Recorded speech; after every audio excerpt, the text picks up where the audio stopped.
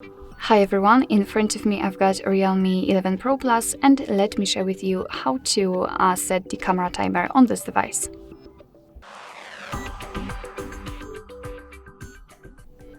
So first of all, we have to open the camera app and let's set the photo mode.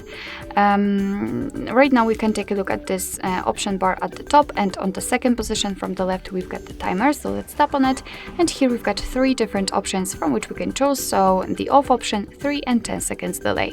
Let me pick 10 seconds delay, so simply tap on the option. As you can see, the icon will change slightly, so you can always check whether you've got the timer applied. What is more, it is notified inside the shutter button, so you will not miss it.